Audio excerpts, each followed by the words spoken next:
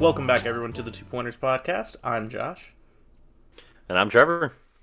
And we are fully in the swing of the off-season now. The Summer League has begun in Las Vegas.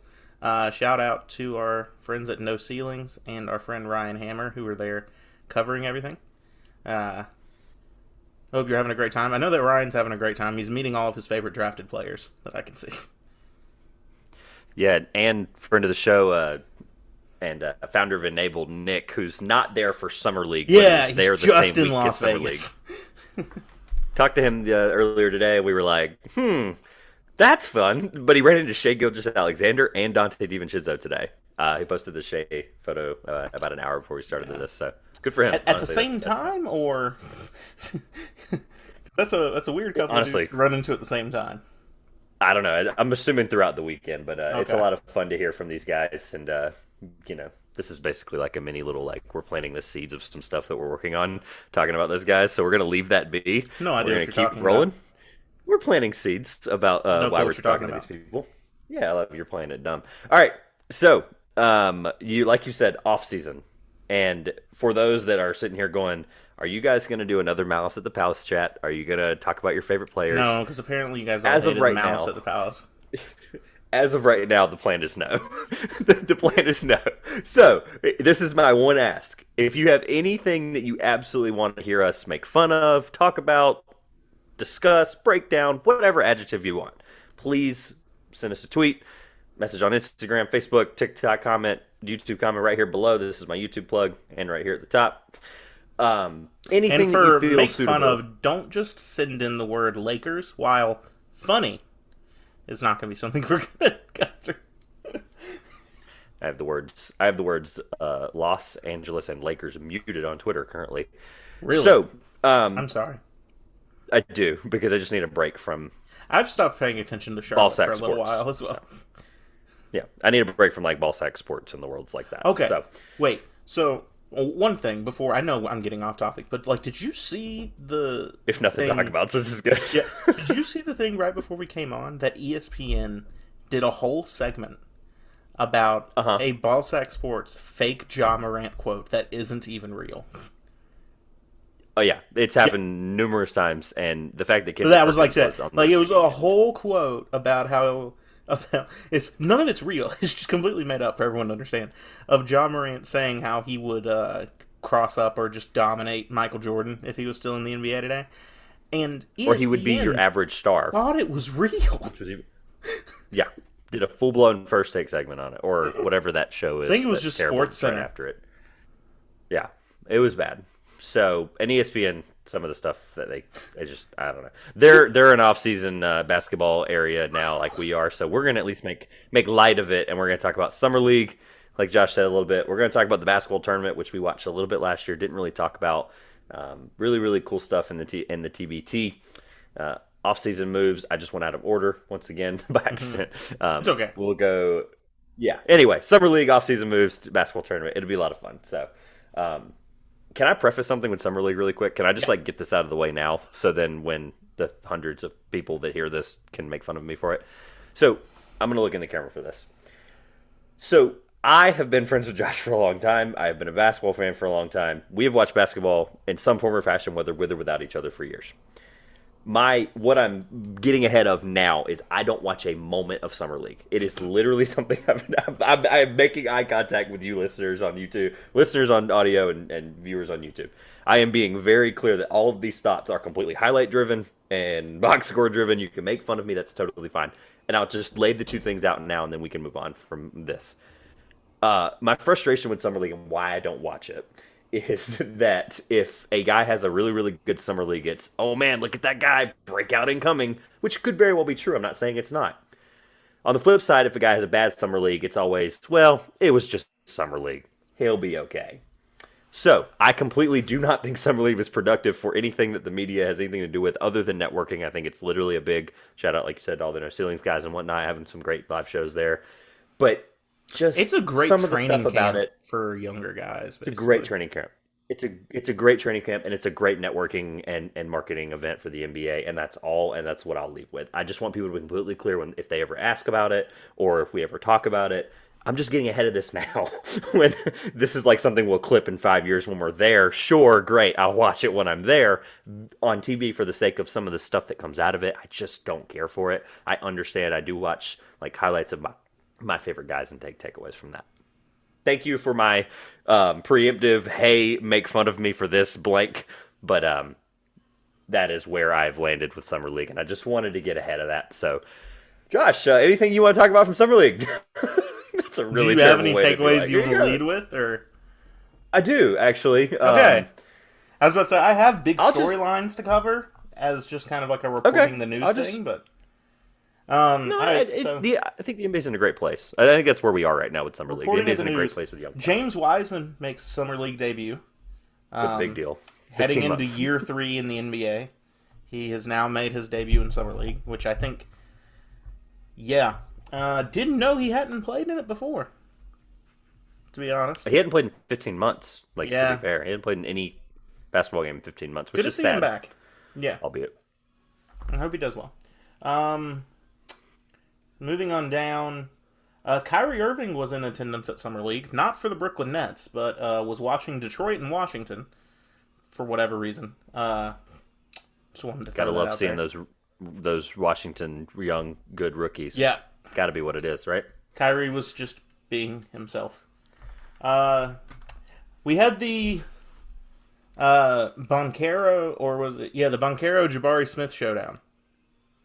And it looked like Orlando made the correct decision in that showdown quite a bit.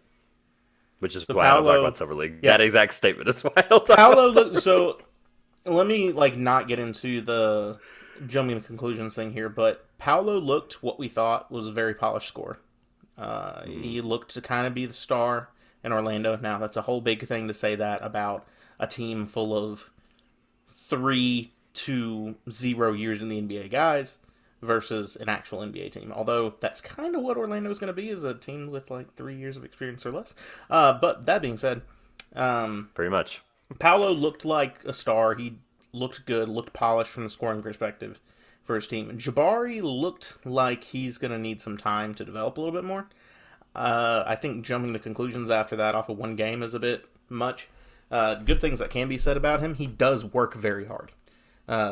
Clearly, he works very hard on defense, works very hard to do the other things outside of scoring, and I think that's going to help him be successful. Yeah, so it was the thing that made my decision with my top three, albeit I did have him end up at three, Jabari Smith wise, on my big board. The thing that I struggled with was, I hate putting hard workers who are that talented at third in a draft where he could very well be 2 or 1. I'm not going to sit here, and it's the same thing I laid out a minute ago. It's just one of those things, he did struggle, but at the same time, he's not playing with the roster that he'll be playing with. And I think having a Şengün and having a Green and having a lot of those really, Josh Christopher, Guzman Gruba, having a lot of those guys around them. I Tari think Eason looks unbelievable. Josh Christopher is playing on that team. Yes. That's great. The guys and the playmakers that will get the ball in his hands, because he's going to be relying on people getting him the ball, and he's going to be able to just improve those things around him just needing the ball.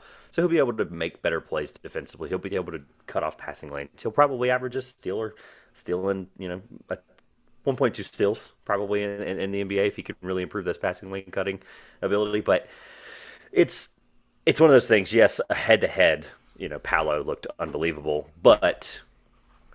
Big but here, but I obviously love that there's a good challenge for both of them, right? They got to play against each other and really see, what each other was made of. Even if it is Summer League, I'd like to see that matchup in the regular season and see how comparable those two were in terms of the matchups. Cool. Yeah, I don't have much more. Other highlights, Benedict Mathurin looked awesome for the Pacers. He scored up just a ton of buckets. So bright things for Indiana. More bright things probably for Indiana to come. Moving down, this is just my personal observation of OKC feels like the Showtime Lakers. At least the Summer League version. Okay. Yeah. No, look. No, what I felt going into it is all the hype, like the OKC game's about to start, was just this massive buzz thing on Twitter, and I thought it was kind of funny, kind of memeable thing. But I guess if you're looking at from the young talent standpoint, like Josh Giddey, Chet Holmgren, Ousmane Dieng, Jalen Williams, I didn't repeat his name. It's just, there's two of them. You could have separated them between Jang, but that's okay. But no, That's then it fine. wouldn't have been funny. Um, Yeah, no, yeah, it's an incredible team, and the guys look good. I mean, Giddy looked, I mean, nasty on that dunk over that guy. Chet looks exactly what we thought he would be. And then Jalen Williams, the one from Santa Clara, kind of proving why he was taken in the lottery. so Oklahoma City definitely got their flowers when it comes to just the way Summer League and Twitter reacted to them. Yes, I do Yep. want to make a point though that it kind of, and I always wondered about this when they took like people were gut reaction to Jalen Williams Santa Clara going 12 was okay. Yeah, he might have been taken. Yeah, they probably wanted him. Maybe it was a little high. Whatever the case may be, right? It was one of those things you go, do you really need a guard? And I made the case on one of our shows. I was like, it's a guard with a powerful wingspan. He's going to be better than just some guard that you'll have, right? But with having like Shea and they just re-signed Dort and having Giddy and having Trey Mann and having it's like you're go well, why do you want to throw another guard into that equation? Well, you clearly saw he can do everything else that they need him Yeah. to do and then also be a primary or a secondary ball handler. So they just I mean all I wrote down was the Thunder are building something special in Oklahoma City and I am just they're it's just funny because they have all these draft picks and we're making the memes last year where we're like they're going to have so many picks and they're currently recruiting seventh graders and all this stuff, right? Summer League is their finals. Let's just be real. Like that's not a diss. That is legitimately that's not. Sorry, Grayson, it's not. The That Summer League is. is like it is their final. No, it really is. It's their finals, and the reason I say that is because they get to put all of this really young talent on display against all of us same level competition, where it's like same level, young guys, same age typically. It's a good showcase of those guys, and they're in a comfortable environment. So then the NBA can continue to be a challenge for them as rookies, sophomores, and growing from there, right? You don't see Shea playing, you don't see Dort playing. These guys that have been there, done that, played in some meaningful games. Excuse me, but no, I just had to give them their fair due, and it was a good point that I had seen that it was like basically what you want to do with what they did with Jalen Williams from Santa Clara. Like you draft a guy that's going to be a winner for you, and he is going to be for sure. I liked Moses Moody and Kuminga and Mac McClung, and people are laughing because Mac McClung just got thrown in with two rotational pieces next year that'll be in the Warriors' top nine. But Hi, he was a they rotational grabbed piece for the Lakers this past season, so I'm not he was, taking and they anything out of took that. they took him from the Lakers. But more so, Moody. This is a victory lap on me having Moody as my second favorite player in last year's draft. And Moody looked unbelievable. Talking about passing lanes earlier, but with Jabari, like Moses Moody averaging what I think it was like 2.8 steals through summer league, which is it seems like a lot, and it is. Like he's jumping Because passing it's lanes just and like a being couple games.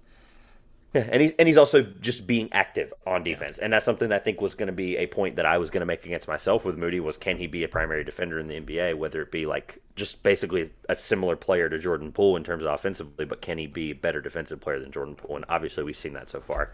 And then Kuminga, anytime Kuminga can get good reps when he can't with the Warriors because of their championship pedigree, right? Being the reigning champs, you're not going to play Kuminga that much. I get it, right? But when he can get his fair share of minutes and kind of just continue to be, he's still raw. Like we have to understand that he's 19 years old.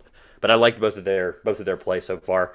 I can't believe it. I can't believe I'm the one bringing this up. But one of the coolest storylines to me was that our two teams went at each other, and your team beat mine in sudden death overtime, and they won their first summer league game since 2019, which is it's kind of a double edged compliment. It's a compliment and an insult at the same time. First summer league win since 2019. Congratulations, but it came at the expense of my Los Angeles Lakers. So.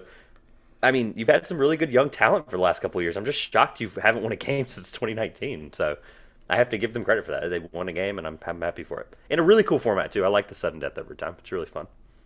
Yeah. Albeit it was like 12:30 our time, which was stupid. Yeah, I had Wasn't that watching written that. down. I had it Take the written down victory just lap. because It's it's worth it. interesting. No, there's no It was victory lap. cool. It's an They exhibition won a game. game. It's They an won a game. It's cool. No, Take a the te- game. no. Happy with it. I'm Morale, sorry. My Bryce team had a winning McGowan's. record this past season. I That's don't true. need to take a victory lap about an exhibition win. Morale, Bryce McGowan's, Kai Jones. Like you have things there that you can be like, that's awesome, and it went really well, and they're building a really good thing there in Greensboro. So that was all. Literally all I had. I Do you wanted my want to talk preface about with the Summer Lakers League. players in the summer league? Because I'm going They to were one talk of like about the Hornets guys more in depth. Do you want to talk about the Lakers before I do that? no, because I Okay. only watched one game highlight Yeah. of it, and it was the Charlotte game. So go ahead, have your fair share of whatever it is, and then I'm good with talking about free agency because the Okay. summer league again, I'm okay. Just my notes for it. Nick Richards and Mark Williams, who are kind of the two biggest names, with Bryce McGowan's there for Charlotte. Probably the only. I mean, Richards and Williams are probably the only two players on that team that will actually be playing for the Charlotte Hornets this season. McGowan's will play for the Charlotte Hornets, probably only in garbage time. We'll spend quite a bit of time in Greensboro on a two-way deal. Because he was signed by the Hornets to a two-way contract out of his second-round pick. Richards and Williams both haven't looked the best yet. They look like they're still kind of getting a feel for it. And Kai Jones. I don't know why I was leaving that out. Kai Jones struggled a bit with his three-point shot. I do like that he's been working on it, and he has the confidence to go out there and try to shoot. I think eventually those are going to start to fall for him. I don't think he'll get as long of a leash with Steve Clifford as he gets in Summer League. So anyone that's freaking out about that, like... Kai's not going to have open season to go shoot three, but it's not. But it's whether nice. or not we need him to. But like that's another tool you don't want to like not take. No, exactly. If he can give you everything he's shown in other developmental phases that we've seen this offseason, then great. Like according to Hornets Twitter, I was thinking he was going to be all. I made the joke in one of our group chats. According to Hornets Twitter, he was going to be all NBA this year. But if he can be 30% from three this year and improve upon that, that's great. That's not what you need him to do. You need him to The reason the Hornets Twitter talks about Kai Jones so much is because there's this sentiment that I've seen this from people who perceive themselves to be like actual basketball analysts that Kai Jones is already a bust. Like that the Hornets really should just throw him away. Some team's going to enjoy that because he's an idiot. He's like going to be. Yeah, I'm going to mention the person I'm talking about. I don't remember his name, but like. He also, in that same tweet, said James Bouknight was also already a bust. So I'm just leaving that there. Too early. Yeah, exactly. I'm the make it to the second but a lot of the guy. sentiment has very much been forget Kai Jones because Mark Williams is here. It's not quite. I'm happy Mark Williams is here, but it's not a forget Kai Jones situation, especially since he's probably going to be a power forward since he's only 6'10". Only 6'10". Yeah. With a 7'9", a 7'9" wingspan and a 9'9" stage reach. But yeah, I know what you mean. Shout out to Bryce McGowan's. Looked really good in the first game. Looked okay in the second game. He'll need some development to be more efficient. Then a couple of names who are definitely playing themselves on the Swarm roster this year. I just want to shout out because they had some incredible games. LJ Figueroa. Went off in the first game for the Hornets despite the loss. I think it was against the Pacers. And then in the second one, Tyshawn Alexander had an incredible game against the Lakers last night. He led the Hornets Summer League team in scoring to the win coming off the bench. So those guys who... LJ Figueroa had recently spent time with the Santa Cruz Warriors. It seems like he's going to earn himself a spot with the Greensboro Swarm with his play. And then Tyshawn Alexander had been recently in the EuroLeague. Was not around the NBA, but looks like he should be getting a spot based on how he's done. Yeah, I remember him at Creighton. Those two guys. Remember him at Creighton. And really finally, question for you: who through 2 Summer League games do you think has the best plus minus for the Charlotte Hornets? JT Thor. No, with a plus 31 through 2 games, Brady Manick of the North Carolina Tar Heels. It's the highest. I should have seen that coming. Plus minus in the Summer League for the Charlotte Hornets. In the loss to Indiana, he had a plus 10. Despite the rest of the team, he's not showing up in the box score, but and I realize this can't always show everything, but it was just kind of leaps and bounds above everyone else. I just wanted to put it out there that when he was on the court, they seemed to do way better. It's a loaded stat. You've said that, and I'll just quote you. It's a loaded stat. You gotta, but it's just funny. Just if you go look at the stats, the gap between his plus minus and everyone else's is kind of astounding. It's the first one that's going to catch your eye when you go, wait, was this guy plus 28 today? Yeah. What? No, there were some pretty massive gaps in. He was plus 21 in that game that you said went to sudden death, double overtime. I should have seen it coming, and look, good for him, honestly. Shout out to Brady. Hope he plays for the would Greensboro not. Swarm this season. It'll be fun to watch. Good for him. I hope we plan to go to plenty of games. I would love to see him play again. So. Yeah, that's all. That's my Hornet segment. Do you want to go talk about our success in saving Sacramento? Yeah, let's just give Sacramento their due really quick because I think it is worth. Which I guess we're giving them. We're also giving ourselves. Let's just do the victory lap. Cue the victory lap, right? Yep. Let's talk about my player that I think has been the most successful in Summer League so far, Keegan Murray. Wow. I thought you were gonna say Neemias Queta because he's been unbelievable. He has been as well. That was a guy that but was somebody I told you a few weeks ago I would keep on that roster, and he would be a great rotational big behind Richaun Holmes. It's just I feel like Murray is shooting like 65% from the field in Summer League. Like it's an incredibly high, and he's not just like around the basket. Like he's shooting threes and everything.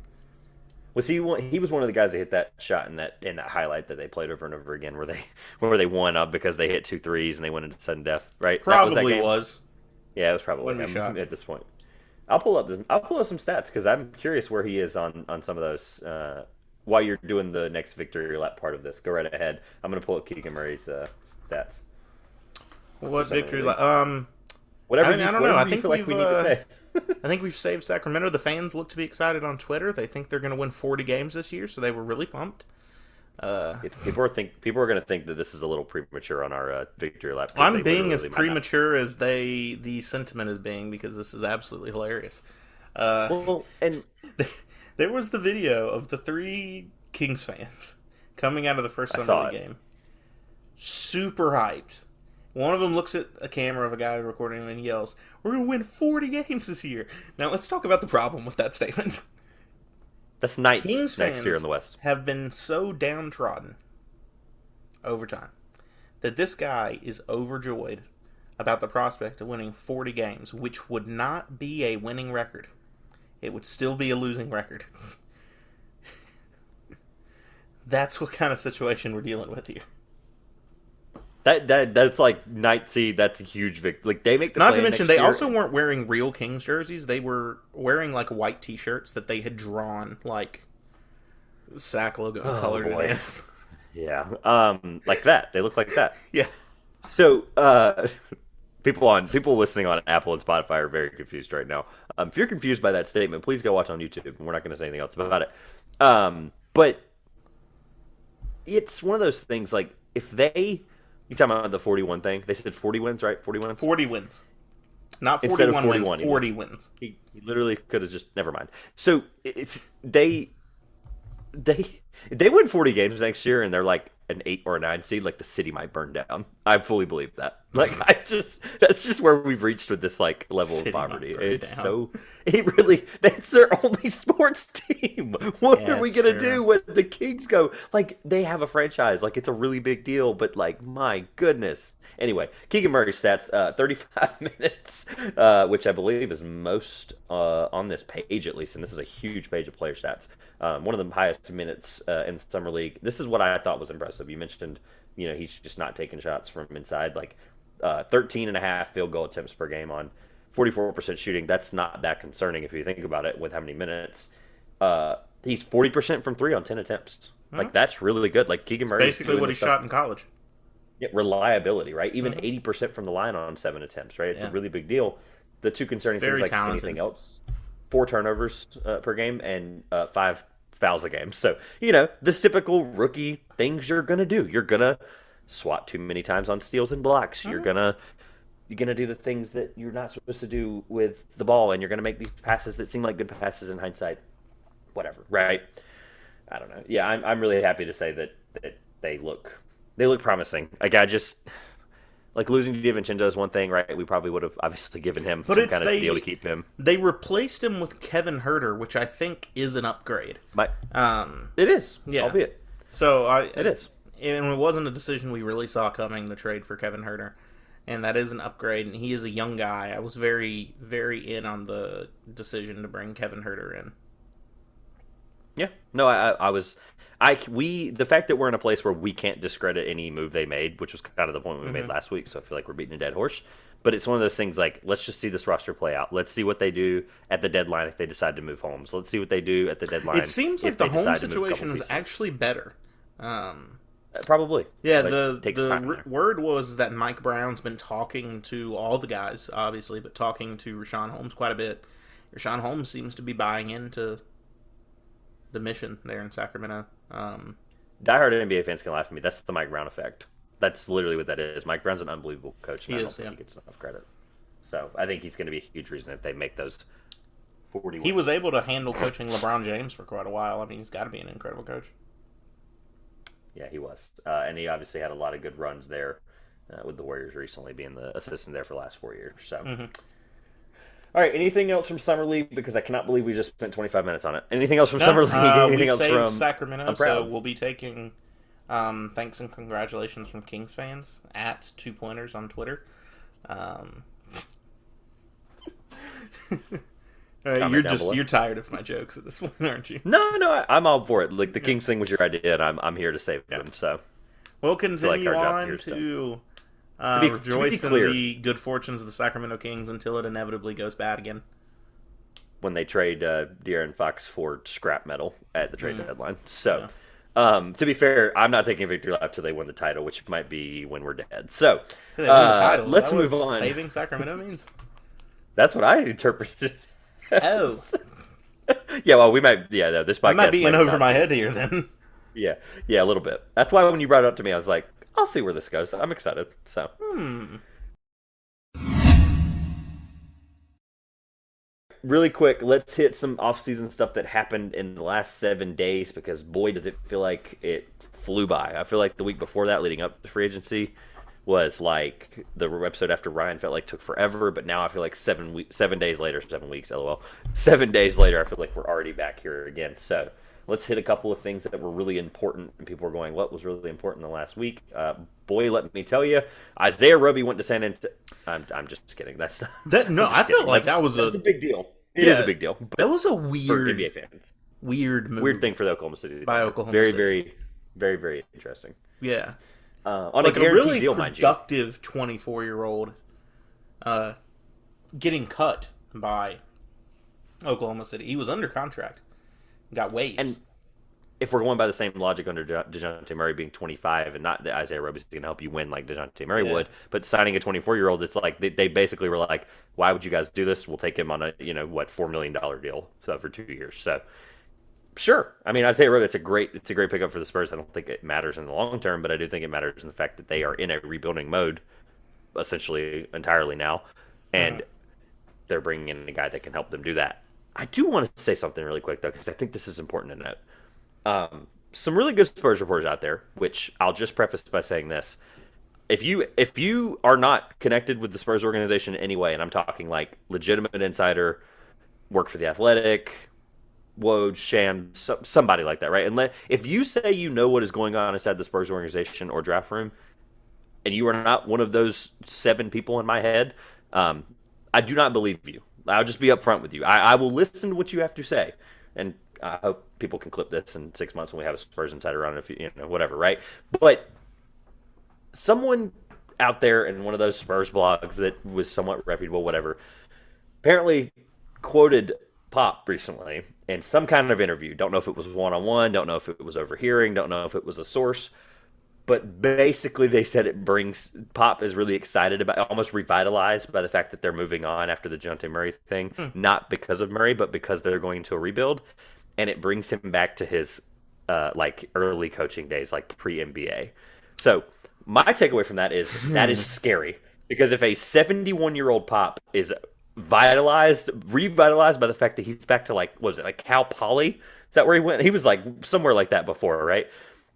If he's revitalized by that after trading away the best player he's had since he broke apart since those teams broke apart after the title, man, I'm a little concerned if I'm any other team in the Western Conference, albeit even the NBA. Like if Pop's revitalized at 71 years old and looking forward to making this full rebuild happen in a short-ish amount of time, I think Murray would have been a really good piece to do that with. that tells me Pop's probably sticking around, which would also tell us what we thought about the Becky Hammon situation, where she is, obviously not sticking around for a job that might be 6 years down the road. So, just thought that was interesting. Like I said, if you're not one of the 7 people out there that I trust in the Spurs conversation, don't believe it. But either way. Any thoughts on that? Yeah, I have one. So, Greg Popovich, there's a bit of rumor of what San Antonio was trying to do with this whole DeJounte Murray trade thing. Yeah. And considering that Popovich says, "Oh, and I'm really excited. This takes me back to my early coaching days." Popovich took over the Spurs in 1996.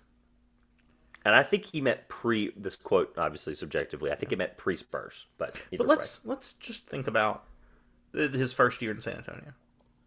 1996.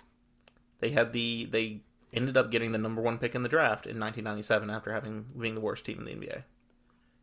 Because David Robinson missed like 65 games with a foot injury. Yeah, I remember. And then they selected Tim Duncan. First in that draft. I know where you're going with it. I know where you're going with this, and I like it. I'm here for it. They selected a very talented international big man with a shot from mid-range to outside. They're tanking for Wembanyama, as Pop is telling us that, right? That's what I'm getting out of this. Again, not one of the 7 he people really that let's be honest, he really wants him. Super tall foreign player. Pop is in love. Come on now. He's 7. And this is like draft chat way too early, but he's 7'3", 7'3", with a cooked Rudy Gobert in French practice videos I saw the other day. Shots from deep, it just.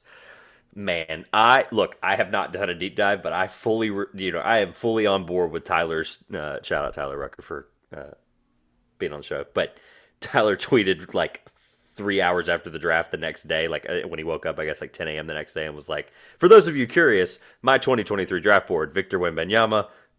Everyone knows. That was it. It was just one. No, it was literally just that, and that was it. It could just be concluded from there. So I'm really excited to do that. Next year's draft's going to be.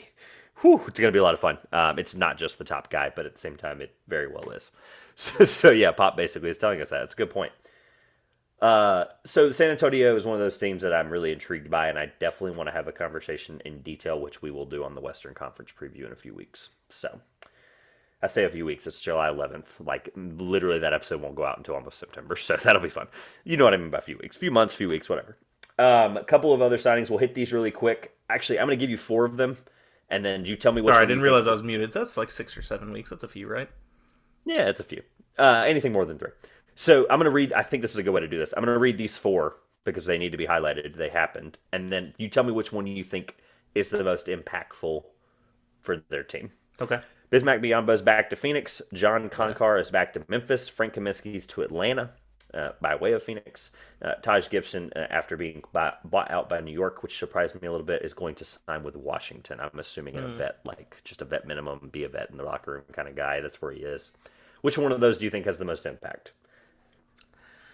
I'm going to cheat and go, I feel Konkar and Kaminsky moves are kind of the more impactful ones. Konkar's looked really good in the minutes he was given in Memphis, and he's an example of a guy once again, who went undrafted and kind of worked his way in, has found a really good spot in the Memphis organization, playing minutes for them off the bench. So good for him. And then Kaminsky has some tools that you'd hope that Atlanta can work with. He feels like he fits in Atlanta. He's a good offensive player who can't play defense. It's very much their style. Ouch. I'm just saying ouch because the Fox fans are going to love that. Yeah, no, I'm this is why I enjoy podcasting with you. We've been doing this for almost 2 years. Shout out to everybody. 2 years. I can't believe you didn't take the Charlotte Hornet guy that was a really good rotational big for Phoenix. Bismack Biyombo to me was the most impactful of those 4. He's a really good rotational big. You were really overrating how good of a rotational big Biyombo was. Maybe, but he's going to have to be because they no longer his range on the offensive end is 2.5 feet.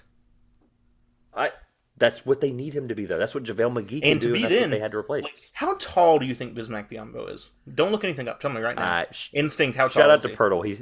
He's 6'8". Shout out to Pirtle. He's 6'8" or 6'9". Yeah. Mm-hmm. 6'8". So, and that's Not one of close those to things, like, that's 6'9". fine. And that's fine. It's one of those things when you lose JaVale McGee, because they weren't going to pay JaVale McGee that much money that Dallas gave him. Don't like, we can't sugarcoat that. That's not going to happen. So they bring him back on a team friendly deal, Lost and 5 he can inches be a of height rotational in that big for too. them.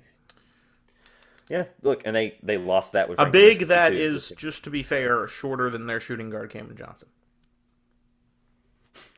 Yeah, but look, And at the can't end score. of the day, His that might not be their main last ability move. is he's supposed to be able to block shots.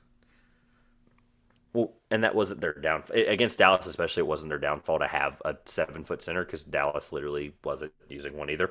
Yeah. So it's just a matter of, they may not need it, it may not matter, but he's going to have to be one of those pieces that's going to matter for them, because they no longer have McGee or Kaminsky, who was the two guys that played those minutes. So to me, that was the one. I'm intrigued by the Taj Gibson thing going to Washington. It just seems odd. I mean, but just vet guy into a career respectable thing to just. I go to didn't know Very he was. I kind of thought he had retired.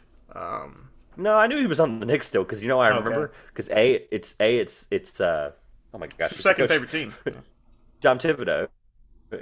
It's Thibodeau, and then it's the fact that they literally don't play young guys in New York, and he wears like number 67. How can I forget a guy that wears number 67? Like, it's just really cool. Let's go ahead and roll to the next one really quick. We're almost done. Danilo Gallinari officially, which it hadn't happened technically. I'd said that I thought it did, or I thought I had seen it was happening that day. It took a little while longer than we thought, but Danilo Gallinari officially signs to Boston for 2 years, $13.3 million with a player option on the second year. $7 million basically for Danilo Gallinari for what the Celtics need him to do. Basically a 2-year title push here for them. Great. He's going to be an unbelievable seventh man that doesn't sweat and doesn't play defense. There was literally a meme on Twitter last year about him like playing 30 minutes, and he visibly had no sweat on him. It was very, very weird. So he'll fit right in Boston, where he can just catch passes and shoot threes. Like, he's going to be Danilo Gallinari, the 33-year-old sharpshooter. I say sharpshooter in air quotes. I don't know why I did that. He shot 41% last year. So it's a good signing for them officially, and I think that's worth noting. So really quick on Damian Lillard. All right. And then the last major signing, Damian Lillard signs for a whopping, and I don't have the number biggest in front deal of me, per year in NBA history currently. I think. Yeah. Which was literally Nikola Jokic 3 days ago. Yeah. 2 years, and I don't know what the number was prior. 122. Well, I know the number for the now, 2 year. 2 year 122. But I don't know what it is leading up to it. Spot Track, obviously, shout out to Spot Track for having all that. But the biggest point to make with him there is one of the top earners in NBA history with $451 million in expected career earnings, assuming he doesn't sign like a small vet, whatever. But he probably won't be a $500 million man like Kevin Garnett, but he'll be really, really, really close at 451, and that is very close. People don't realize that would be a fourth max if he did sign it. So to become a $500 million man. Did KG make $500 million off of just his NBA salaries? He did. You know how much more that was when he played? Well, it blows my mind because he's like one of the richest. He was one of the richest. I looked it up because I was really shocked by that. Yeah. He's a billionaire adjusted for inflation for sure. Yeah. We don't have time to discuss what that entails for Damian Lillard's, whatever legacy, how they're going to build the team, yada yada yada, whatever. There's a lot about legacies. I'm so tired of talking. about legacies. People are going to beat that into the ground. And that's why I said I don't really think it makes sense because you sign a guy. My only point would be you sign a guy to that much money, you're limiting yourself to being able to sign. I mean, it's the deserving small market guy gets the big good deal because he's worth it, all that stuff, whatever people are going to say. But at the same time, though, like James Harden just took a $14 million. That's another one I forgot to mention. James Harden took a $14 million pay cut to allow Daryl Morey to retool around him to win a championship for the next 2 years. So you have guys doing stuff like that. And by the way, I'm as floored as you are that I just said that about James Harden. But that is what happened. $14 million less to retool around him. So $14 million doesn't mean much to James Harden at this point in his career. It doesn't. And not that 2 years, 122 should mean that much for Damian Lillard. He obviously, deserves every bit of it. But if he wants to win a championship, I think we kind of see a little bit where his priority might lean. So Nonetheless, it was worth signing it. They felt like it was worth it. He wanted to wait it out, according to Haynes, who they're bros anyway. They wanted to see how they handled the offseason and whatnot. Damian Lillard obviously seems pleased. So, sure. He likes rap. Maybe he'll start a record label. Who knows? And leave it in Portland? Or like have it headquartered in Portland? Yeah, that'd be fun. Katie apparently went radio silent and is potentially staying in Brooklyn, along with, like you said, our pal Kyrie Irving, who was watching Wizards Summer League. We are not going to talk about that because we spent 39 minutes talking about that last week. Yeah, just let it be known that everything went silent on the KD trade front, so this is going to be a long situation. Yeah, he'll more than likely be a Brooklyn Net. If I had to bet on it, I think he would be a Brooklyn Net come October. So it's funny. He's probably not going to play. Yeah, so probably. It's like it'll be Ben Simmons and friends, but that's about it. Lastly, free agency wise, DeAndre Ayton, Indiana Pacers rumors are heating up as we're recording this. I normally do this at the top. We're recording this Monday, July 11th at now 8 o'clock. We're talking about DeAndre Ayton. He very well could be a Pacer as of like tonight or tomorrow. Mm-hmm. The issue is I don't think Brogdon's physical officially has, as of recording this, obviously we've got stuff muted. I don't know if we've seen it, but pending Brogdon's physical that was supposed to happen this evening, this trade with Brogdon would be official, and then they would have a max offer for DeAndre Ayton on the table, supposedly, according to Brian Windhurst. And at the end of the day, we were talking about in Indiana. But at the end of the day, we couldn't figure out the team that had the max that he wanted to be valued in, and I think Indiana was right in front of us the entire time. Yeah. We both said it. We were like, I don't know who that is, and obviously we weren't thinking about Malcolm Brogdon trade complications there, but that ultimately gave us our answer. So I'd be shocked if he wasn't a Pacer in the next 72 hours. And look at the flip side of that, and most likely the sign and trade would see Miles Turner heading to Phoenix. That's awesome. If you're a Phoenix, that you're solves a all the Suns fan, Bismack Biyombo. That's amazing. So solves all the Bismack Biyombo questions that we talked about 5 minutes ago.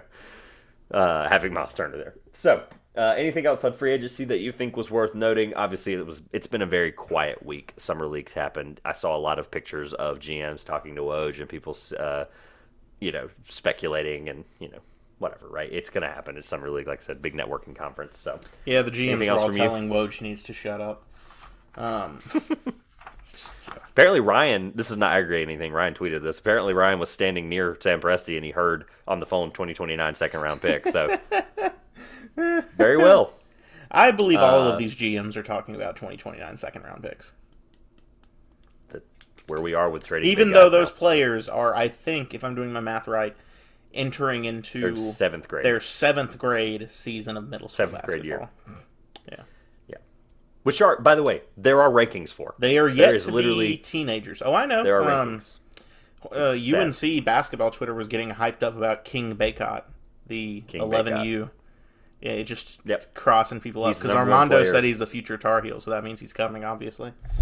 Yeah, he's a 2029. 2030. He's the number one overall player. Yeah. 2030. He's the 2030 season. Player. He'll be a freshman at UNC. Let's make the smooth transition into the basketball tournament, something that we neglected to cover last year.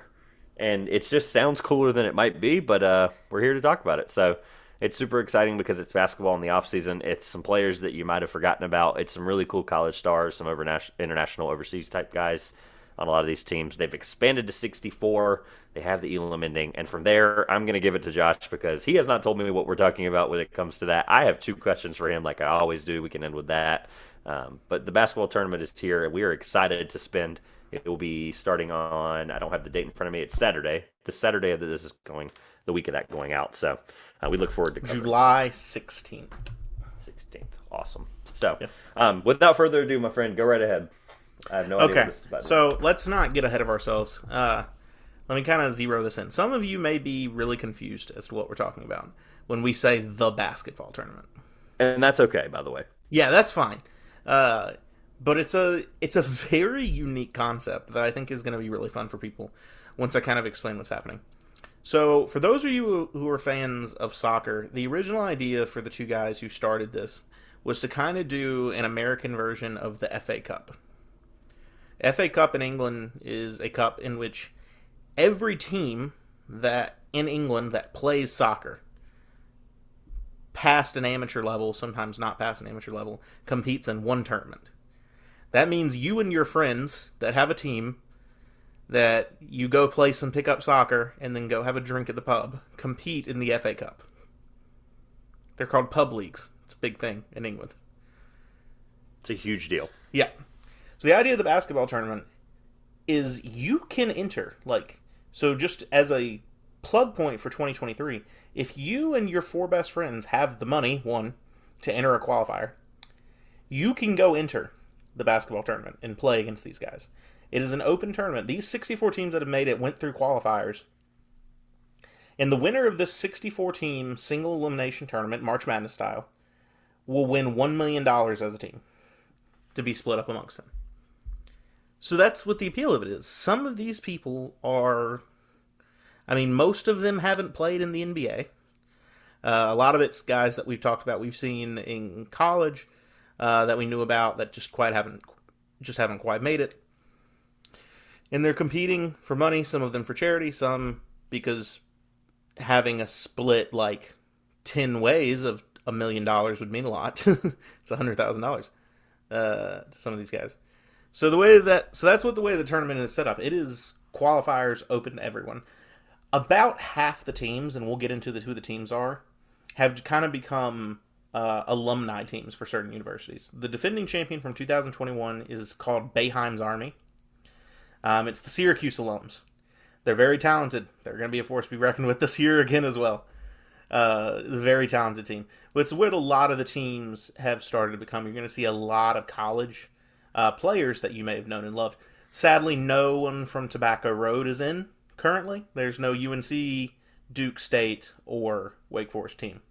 I will just say, if those 3 schools formed teams with their guys that just aren't in the NBA, they would crush it. But currently not in the tournament. I think that'd be incredibly entertaining. Just putting that out there.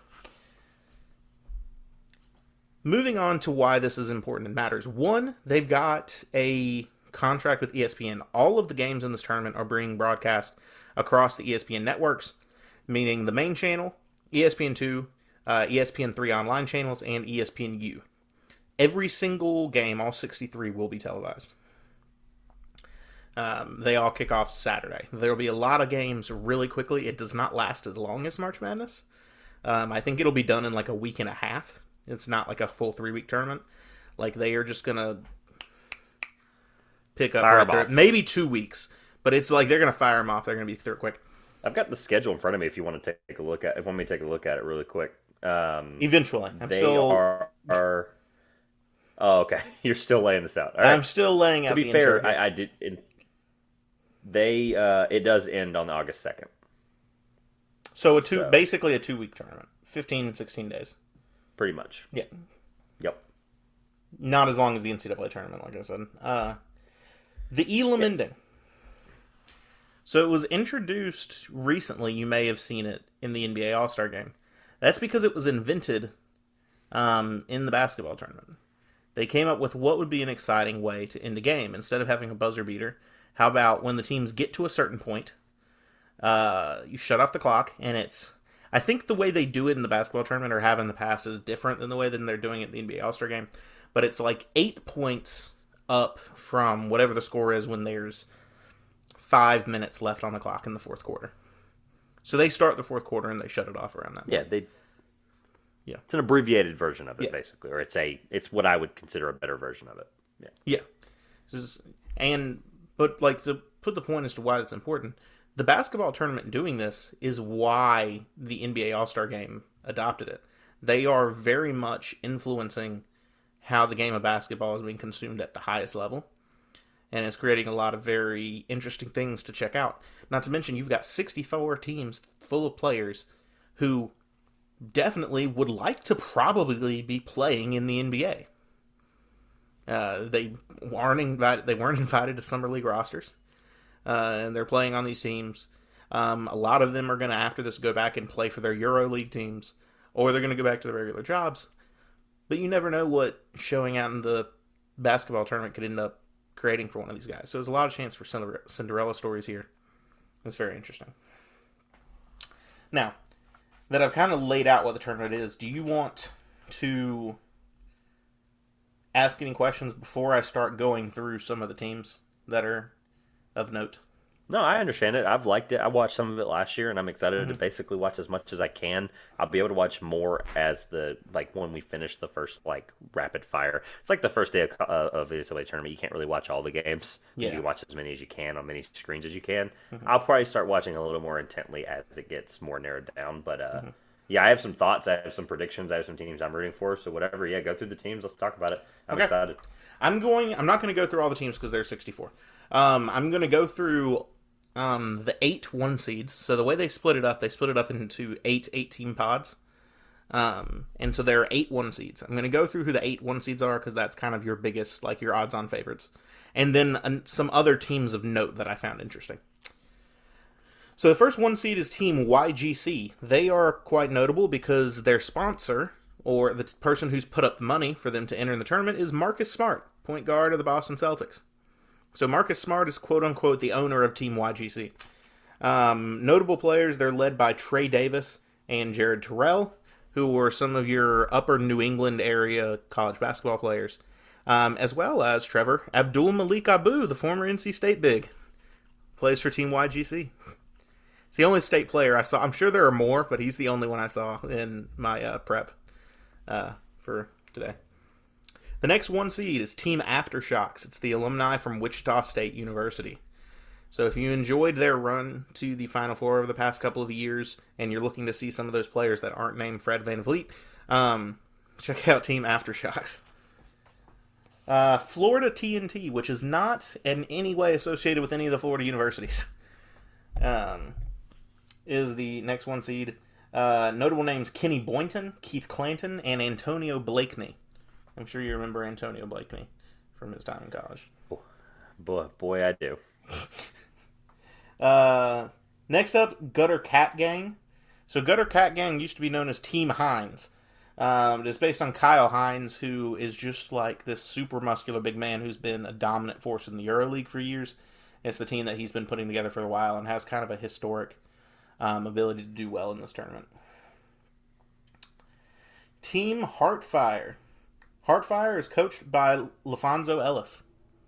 He's head coach of Team Heartfire. Nice. As well as a notable name is, I think, Daniel Ochefu, the big man from Villanova in their 2016 national title team. Yeah. The team that I'm excited to watch, the Money Team, owned by Floyd Money Mayweather Jr., with their star player, the former MVP of the Chinese Basketball Association and Brigham Young University graduate, Jimmer Fredette. The basketball tournament in recent years has very much become the Jimmer Fredette show. Because Jimmer Fredette should be in the NBA. Period. The guy has got so many 50-point games in China. It's ridiculous. I believe there's 70-point games in there, by the way. There are. Pretty I'm just sure putting in how many 50-plus point games he's got. He had a couple 70-point games in China. And the Chinese Basketball League, by the way, it's probably the 6th. I'm just off the top of my head. I think probably it's a top 10 league. I would say in the world. third best pro. Yeah, it's a top 10 or 5 league. If you world, consider the you G think. League its own league, I'd call it the 4th best pro league today. You got the NBA, the Euro League, then the G League, then the Chinese Basketball Association. What about NBL? You don't think the NBL? No, I think CBA probably better. Okay. I'd have to do a deep dive on the CBA because I don't watch a ton unless there's a prospect there, like a draft prospect, which is my problem because there hasn't been many the last couple of years. The NBL has been more. The CBA used to be like the number 2 league after the NBA, but like all of the European countries grouping together into one league has definitely kind of surpassed that. Well, and that's, like I said, unless a draft prospect has come out of China recently, like I spent a lot more time Which they haven't been a in lot the recently. NBL. Yeah. There haven't been. The NBL has had a lot of good talent, so I've been able to watch that more, so I have a better opinion of it, unfortunately. So, yeah. Keep going through the teams. I'll look out for the Money Team because I think it's important. Yeah, I'll talk about them in a minute. Next 1 seed, Boeheim's Army, the defending champion. A lot of notable players here. DJ Kennedy, DeAndre Kane, Tyler Ennis, Rakeem Christmas, Merrick Dolajai. CJ Fair. CJ Fair. CJ Fair, too. But it's looking as the notable like adds this year: Tyler Ennis, who spent a few years in the NBA, as well as Merrick Dolajai, who spent 5 years with the Syracuse Orange. It never seemed like he was ever going to graduate. And he has, but he's still going to be donning that Syracuse Orange in this tournament this summer. So look for him out here. Buddy Boeheim probably joining this team next year once things don't work out in the NBA. But hey, give him a chance. Okay, I like Buddy. Shout out. I'd love to see him on the Lakers Summer League roster. That'd be really funny. I do also want to say that Tyler Ennis. Shout out Tyler Ennis. He was a Laker as well. So keep going through this. Did you ever say, by the way, how they determined these one seeds? I don't think you did. How did they determine these one seeds? It's just kind of like they do with the wins, right? I'm not sure. I think it might be the way they've done in the past. All these teams have notable wins. So they've got all-time records on the website. I don't think if they've shown much for like this round of qualifying. Most of these one seeds did not have to qualify. They were teams that were wildly successful in last year's tournament. Like, I don't think they made Boeheim's Army qualify. Like, for this year's tournament. Yeah, they didn't. No. They won because they should. Yeah, because they were the defending champions. Keep going. I think it's very much like selection show style of these are the best teams we think are put together. That's the last one seed, Best Virginia, which is the West Virginia alumnus. Notable players John Flowers and Kevin Jones. Notable assistant coach is current NBA player Javon Carter. Former West Virginia standout. He's one of the best players there I can remember. So those are all the one seeds. One other team that I would be hard pressed not to mention is Team Overtime.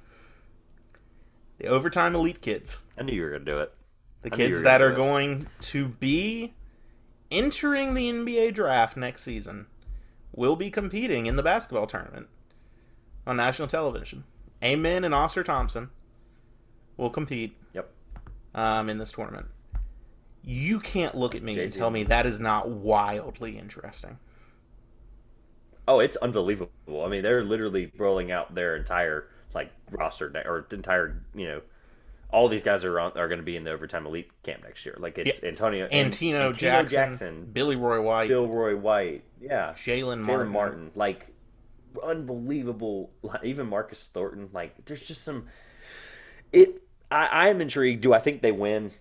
No. But I do think that they're talented enough that they could beat some people and kind of scare some people. I think they could make a run, but it's just the fact of can the Thompson twins basically do it all? It's kind of where we are, right? I really hope that they don't lose the first game, because I want to see them play more than once. To be honest, because I don't know where Overtime Elite plays, so otherwise I don't know how they're playing in competitive competition. So I don't know how else I'm supposed to see Amen and Oscar Thompson before next year's NBA draft, outside of watching them in real competitive basketball, other than watching some high school highlights or workouts. How am I supposed to actually see these guys? Yeah. They went for a reason, and I mean, the reason may very well be money in terms of going to Overtime Elite, but it's also one of those things we want to really see where that league develops and understand, because obviously after the John Montero and Michael Foster situation, I don't know, man. It's not looking good for him, at least in terms of draft prospect being drafted wise. Yeah. Now, the Thompson twins are a whole different story as far as talent goes. Yeah. They are potentially 2 top 5 picks next year, believe it or not. So, all right, that was all the one seeds, right? I really think Team Overtime was not a one seed. Really That's important. Just what I wanted to notably speak about. That was the last one. Yeah. I have a couple of things I want to first of all, I want to highlight the regions. Unfortunately, North Carolina and the area that we're near was not if there was one in Columbia, South Carolina, like there is for the tournament, I would have absolutely went and watched one of these games, probably. So, just really quick, if you're in any of these areas, Omaha, Xavier, Ohio, New Mexico, Rucker Park, which I think is awesome. Yeah, that Rucker Park got that is unbelievable to me. That Rucker Park, I love it. I'm a basketball historian. I love the Rucker Park stuff. Julius Erving, obviously, some of his first moments as a basketball player were on Rucker Park. The NBA PA Rucker Park Regional, which is really cool. Wichita, which, like you said, has the number 1 seed. Syracuse, West Virginia, and Dayton, which is where they're going to conclude the tournament. So, I just had 2 quick questions for you in terms of just talking about some of these teams. You highlighted some of them. Most of them that you said weren't on my list, so I think that's good. We can kind of talk about it. there any teams? I think you mentioned like outside of the one seeds. Like, is there any team that you're really intrigued by based on either like the makeup of them, the name, maybe somebody on them, etc.? I know you said overtime elite. That was probably pretty obvious. I had a feeling you were coming with that one. But is Yeah, there any other team you're like, that's really neat? I mean, outside of the one seeds, it definitely was overtime elite as the top one. There are definitely some more interesting teams like India Rising, which is just a team put together of players of Indian descent, which is not normally what we think of as a basketball hotbed for players, but it could be an interesting way to see the start of that.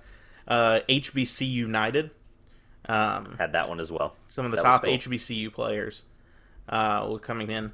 The team from the Drew League is Which, coming through. by the way, The it LA seems Cheaters the talent is their level- name. Yeah. Uh, Intrigued by the name and also intrigued by the fact that it's not even some of the best Drew League players, which is just yeah, kind of sad. Because kind of their star, it looks like, is going to be James Ennis. Yeah. But Which just I'm excited interesting about. to see Either the way. Drew League showing face here. I like it. It's on my list of exhibition things to watch in the offseason as a basketball fan. I do want to go see the Drew League one day. It's a really big deal. Yeah, I think those were. There was another one, but I can't remember what it was now that interested me. Oh, one thing I did point out: Peacock Nation, St. Peter's making their debut. St. Peter's alumni making their debut in the tournament. Any now. notable names on there? I didn't look actually. Dude, I have no idea who these guys are. You you don't. There's none from last year's team. Oh, that's so sad. Let me check. Like Shaheen Holloway should be playing. I think it'd be really funny. But no, I think he can you went imagine? to DePaul. He's not a alum Oh, of that's St. right. Peter's. I got so caught up in his story. Like, yeah, that's a good Yeah, no, I don't know who they are, but point. None of them. That's sad. they're Okay. alums of Well, St. Peter's that maybe- are kind of just riding the St. Oh, Peter's that's right. mania. No, they can't be. Yeah, they can't be any of the guys last year unless they graduated. That's right. Duh. Yeah. So it'd be really cool in the future to see them. Hopefully, they requalify in a couple years when like Doug is all and all them are on there. That'd be really fun to see that team get back together. Yeah, Doug transferred I'll highlight now, these though, really but yeah. quick. I know, but still, he'd be fun to watch. I'll highlight a couple I thought were fun. I had HBC United as well, featuring Rob Cologne from Winston-Salem State University. Shout out North Carolina. Unfortunately, no. Some of the best HBCU players are at North Carolina Central and A&T, and none of them are performing because, well, they need to be ready to try to win an HBCU or a title or make the tournament next year, obviously. So, a big deal there with having HBCU represented. I think it's really awesome to see the continued representation of HBCUs in the next couple of years. Couple that are near and dear to my heart that I thought were really funny that I think you might get a laugh at. We are D3, Yes! a team of completely I wanted to listed talk about D3 them. players. We are D3. Like We that are is D3. First of all, amazing that they qualified because like Yeah. think about this: the most notable D3 player ever right now in the NBA is Duncan Robinson. That's a really big deal. He played D3 basketball, and I'm not really counting JUCO because JUCO is like there's that weird line that you have to draw with D3 and JUCO. There are D3 schools that are not JUCOs, so I'm kind of drawing that line there. There's a lot of guys like Marjon Beauchamp that went JUCO for a couple of games and stuff. I get it, right? But Duncan Robinson played multiple seasons in a Division III school and then transferred to Michigan and then the whole thing, right? Yeah. So Derek really big deal. White was D2, but I think that's D2. Yep. yeah, that's what I guess. I had one that you'll laugh because I've always said this. I said this last year on our draft stuff, and I think I said that this year.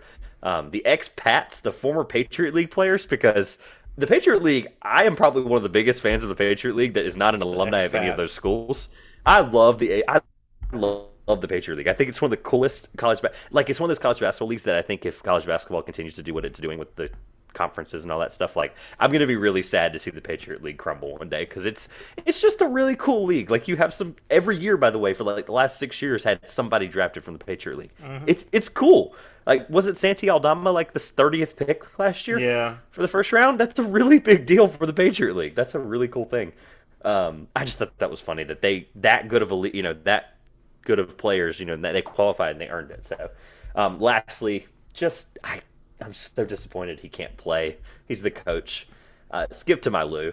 One of my favorite basketball historian, the Rucker Park stuff, the street ball stuff. Like I just love the hoops, and it's some of my favorite stuff. I eventually plan on getting a Skip to my Lou poster at some point when I have a big enough camera that'll show it all. But I love Ray Frost, and I think that's really, really freaking cool that he's a head coach for a Skip to my Lou team that I'll be honest with you, buddy, I don't know a single player on that team. I could not recall ones. So I was very disappointed in myself. Those were all teams I was rooting for, just as like if they make a run, I'd be really happy. I remembered the other team that stuck out to me, the nerd team. Oh yeah, It's the Ivy League guys / Notre Dame guys that have weird that Notre Dame together. got a joined into that one. Yeah, that's Yeah, funny. the nerd team. Anybody of note there that I'm forgetting? No. Jeremy Lin? No, okay. I didn't know if Jeremy Lin had been playing or something. And then I just kind of wanted to jump through. I'm going to list off the schools who are there in alumni support. Just going through, like I said, Wichita State. There's Texas Tech, who go by the Air Raiders. There's Always Us, which is Oregon. Best Virginia is West Virginia. Bleed Green is the North Texas alums. Blue Collar U is Buffalo University. Brown and White will be St. Bonaventure. Buccaneers, ETSU. Nice. Scrolling down, Founding Fathers, that's James Madison. The Golden Eagles, Marquette. Heard That, Marshall alumni. Men of Mackey, that's the Purdue team. Nasty Natty is Cincinnati, obviously. Ohio 1804 will be the Ohio University. Omaha Blue Crew will be Creighton. Once a Bronco is Boise State. Panamaniacs, New Mexico State. Peacock Nation, like we talked about earlier. Purple and Black will be representing Kansas State University. Ram Up, the Colorado State team. Red Scare, the Dayton team. Up there in Dayton, Ohio. Stillwater Stars, Oklahoma State. Team Arkansas, very creative for the University of Arkansas. The Crew from Valparaiso. The Enchantment of New Mexico. War Ready from Auburn. Zip 'em Up from Xavier. And Woco Showtime will be the Wofford University team. And the arch nemesis of the North Carolina Tar Heels, Fletcher McGee. I knew there was a reason you were going to list those out and end with that one. Well, I wanted to talk about who the teams were, but yeah, I ended it there for a reason. Shout out Robbie Hummel for being on the Purdue team. Otherwise, a list of guys that I did not recognize. I want to end with this, unless you have something else.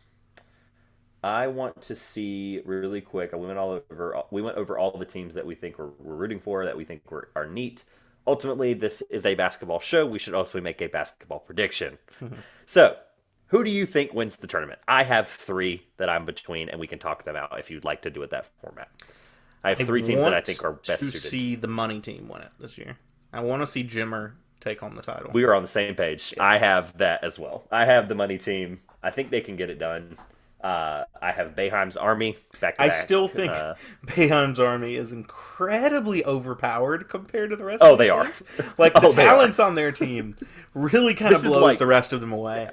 This is literally like when Kevin Durant joined the Warriors. Like, this is literally just like the best team. And yeah, like, they added Tyler Ennis, Raheem Christmas, and Merrick Dolajai to a team that just won the basketball tournament last year. Insane. Like, former NBA players on that roster is insane. I also think record doesn't show it, but CJ Miles and Sideline Cancer, I think, is a really underrated team that I think will surprise people. Okay. CJ Miles was an unbelievable NBA player, and some of those guys are playing for a really good cause, too. I think Sideline Cancer is obviously one of the better causes in this tournament. Not all teams are going to charity, technically, right? Or is it entirely for charity? No, right? It's some of the big teams are doing it for charity. Like Sideline Cancer. I think they're all like... So, like, the teams that, like, have their boosters or their owners, per se, like, those get an equal cut in that million. Marcus Smart is not going to take his cut if YGC wins. That's kind of at least how I've seen it. Marcus Smart is not going to take. Got it. All right. My official prediction, and you can make yours, and then we can get out of here. I officially think that the money team is going to pull it off. I think Jimmer Fredette is going to score like crazy. It, man. Trevor Booker's going to pull down 15 boards. I think they're going to pull it off. I'd love to see a money team Boeheim's Army final. I don't know what side of the brackets they're on, but I'd love to see that matchup. Cool. Would be incredible. Like I said, I hope that Team Overtime wins at least one game so that I can watch the Thompson twins play twice. I don't have a lot of hope for them doing very well in this tournament because at the end of the day, they are mostly a team of like 17-year-olds against some 25, 26-year-olds who have been through the trenches of college basketball for quite a while. So, yeah. All right. So official predictions. Do we agree that we think TMT is going to win? I want them to win. I think Boeheim's Army will win again. All right. So your official prediction is Boeheim's Army. I think TMT will get it done. All right. That'll be fun to watch how that turns out in a battle of epic proportions for $1 million. It's really cool. It is just really neat. I'm very excited. there's so many things to go through here. We'll actually go through and we'll talk about some of the games that happened and some things Mm-hmm. that happened with the league. So, with We'll that be being back said, on though, Monday to talk about the first 2 days. yeah, it'll be really cool. It won't be anything like the March Madness, recap of the first 2 days, but it'll be No. close. It'll be close. Little itch. And Of, for anyone the that like style of really tournament. wants to get into it, it looks like they're doing a TBT tournament challenge on their website. They I are. I don't was going to know mention enough that. about these teams to do that. Like, I don't have any designs on it, but like if you're listening, There's a if thousand you're dollar still prize up for here, grabs. I Yeah. guess you probably care about TBT if you're still listening to this podcast at this point. Yeah. Enter it. Why not? Do some fun. $1,000 grand prize. I Some think March is what it is. Madness fun in July. July Madness. Yeah, get the itch for college basketball out that only ended Yeah. not that long ago. So, all right, really quick, we'll get this out of the way. At 2 Pointers on Twitter, Instagram, and Facebook is at the 2 Pointers Podcast. TikTok and YouTube. Don't forget to subscribe, like, comment, all of the stuff that you can. Click right here to subscribe. Click right here to watch a previous video. It's probably going to be Josh's collapse of the Charlotte Hornets on draft night because that's the one that's hilarious to me. You'll Thanks. see it. It's one of these two things that you're seeing right here. All right, Josh, close us out. With that being said, this has been the 2 Pointers Podcast. I'm Josh, And I'm Trevor. and we will see you soon.